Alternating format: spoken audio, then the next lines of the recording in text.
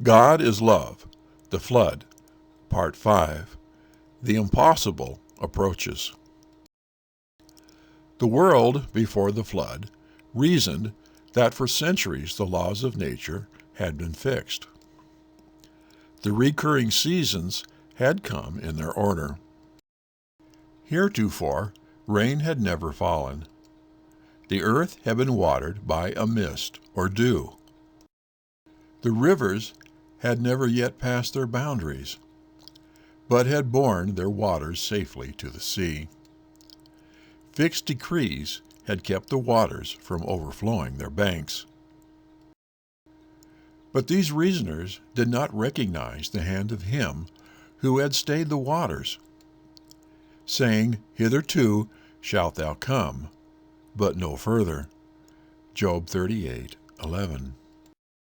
As time passed on, with no apparent change in nature, men whose hearts had at times trembled with fear began to be reassured. They reasoned, as many reason now, that nature is above the God of nature, and that her laws are so firmly established that God Himself could not change them. Reasoning that if the message of Noah was correct, nature would be turned out of her course. Thus they made Noah's message, in the minds of the world, a delusion, a grand deception.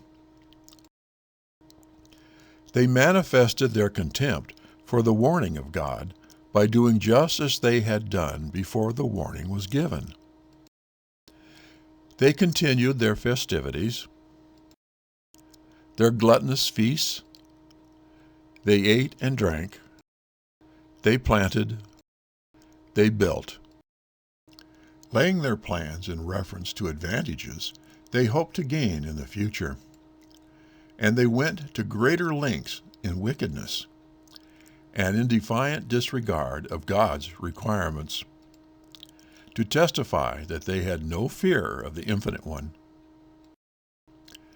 They asserted that if there were any truth in what Noah had said, the men of renown, the wise, the prudent, the great men, would understand the matter. Had the antediluvians believed the warning and repented of their evil deeds, the Lord would have turned aside His wrath, as He afterward did from Nineveh.